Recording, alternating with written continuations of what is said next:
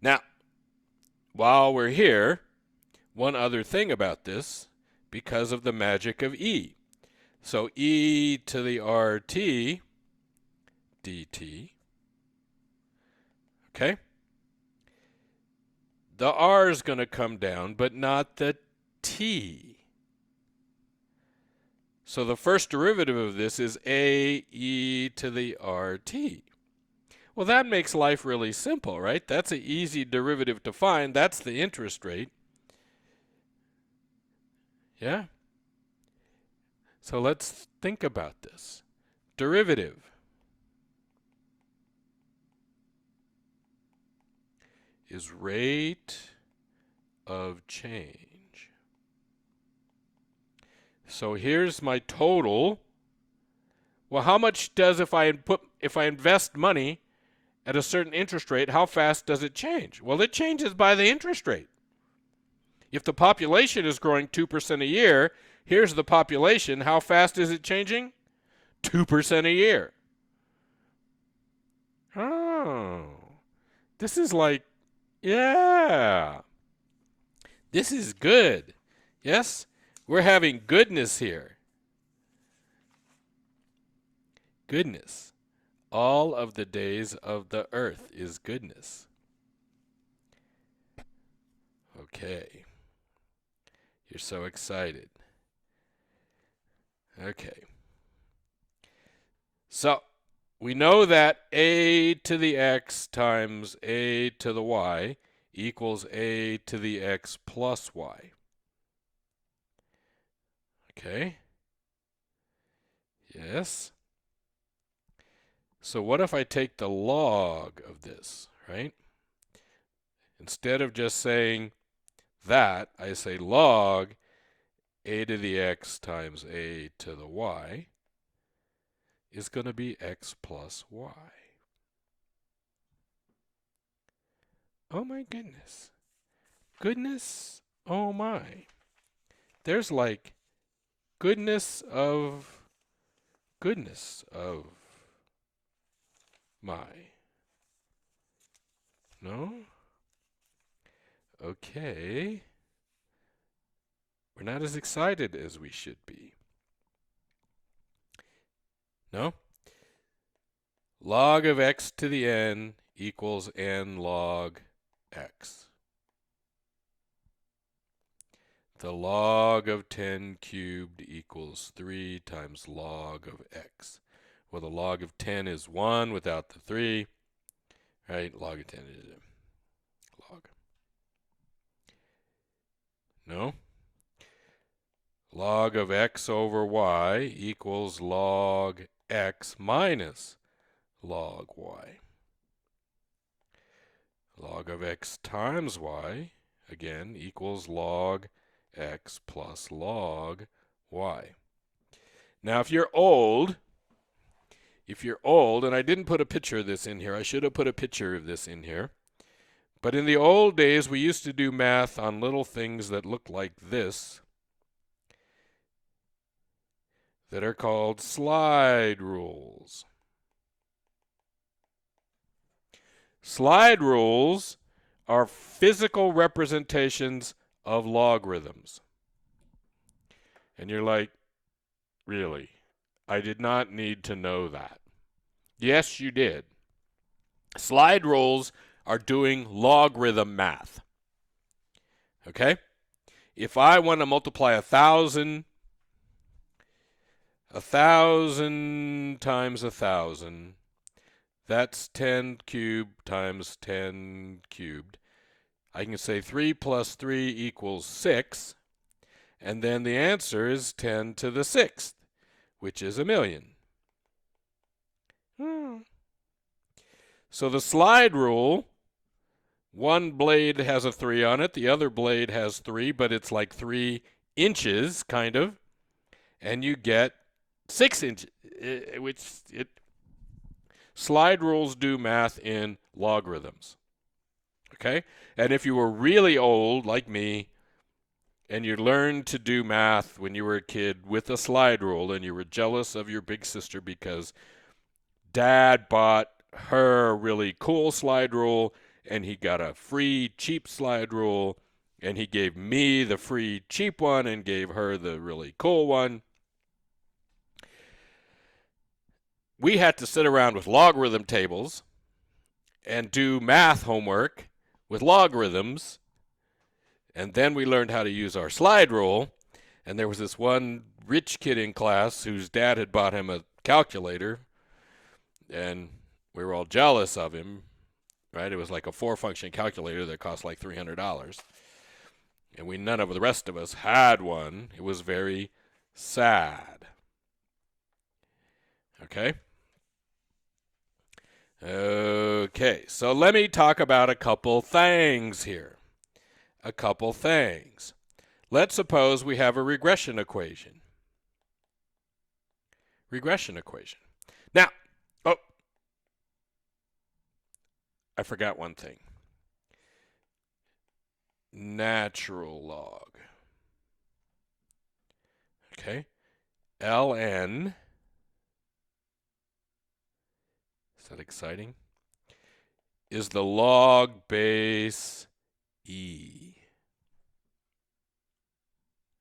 So e, if I have e to the third power, ln e to the third power is 3. Okay. So log base 10. Normally we do log base 10. And those are the logs that we're taught. Log base e isn't called log, it's called ln, which means natural log. And you're saying, again, why do I have to have 2 different kinds of logs? Well, this is the one you run into all the time, okay? Have you ever felt an earthquake? You've been here in Vegas. You probably felt an earthquake, or you were in California in an earthquake. Yes? You have that Richter Scale thing, right? And who knows how to spell that? Do you know how to spell that? Maybe that's it, maybe it's not. But I don't care because it's not a geology class. The Richter scale is a log base 10 scale. And you're like, what? So you have an earthquake that's a 6 or a 7 or an 8. Well, that's 10 times as powerful, and that's 10 times as powerful.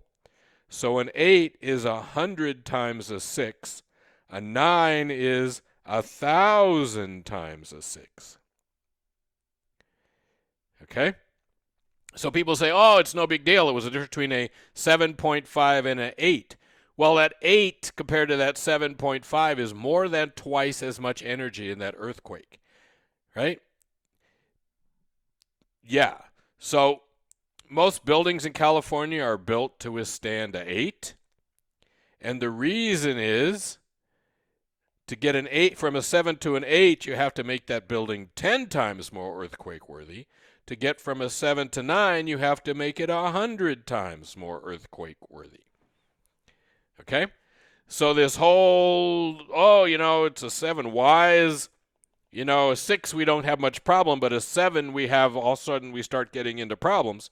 Well, that 7 is 10 times that 6. And a 7.5 is 60 or 70 times a 6. Okay? So people tend to get confused that little change in the number shouldn't mean that much, but it means a lot. It means there's a lot more energy in that earthquake.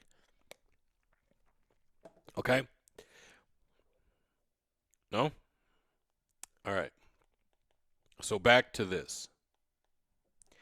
What happens?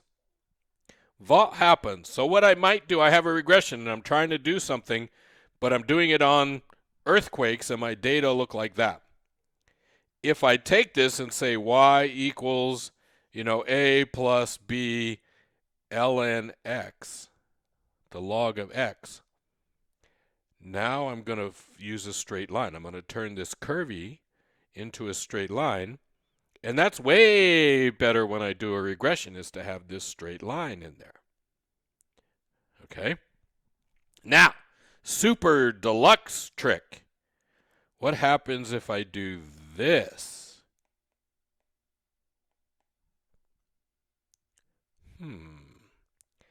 That turns B into an elasticity. Oh my. Oh my. Yeah, we do this all the time to find elasticities. We take the natural log of both x and y and we put that into our regression instead of putting just the raw data in, and the coefficient, the B we get out, is the elasticity. Oh, you're like, oh, this is so wonderful. All right, let's go back and find some rules here. Remember this rule. The log of two things multiplied together is this. Okay. Let's find a blank page. Now, we very often in economics use something called Cobb-Douglas production functions.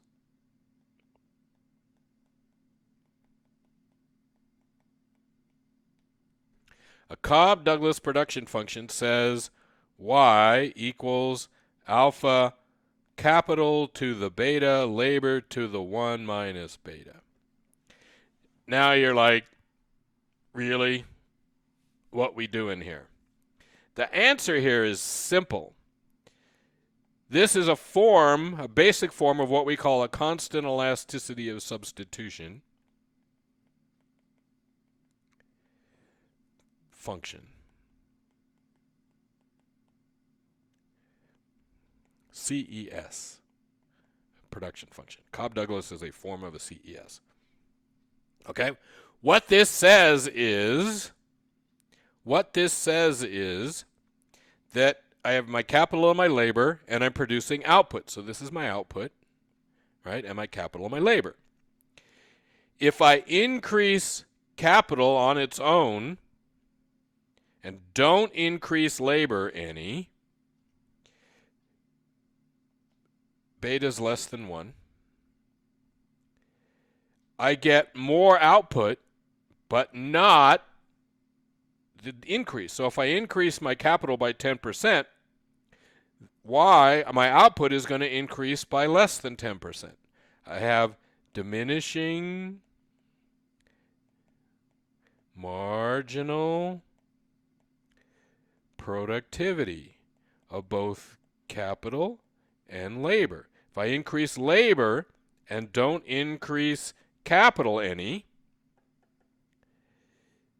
if I increase labor and don't increase capital, if I increase labor 10% and don't increase capital, I get less than 10%. But B plus 1 minus B, beta plus 1 minus beta is 1. Yes, 1. Constant elasticity, 1. That means if I increase my capital by 10% and increase my labor by 10%, I do both of these, then I get 10% out here.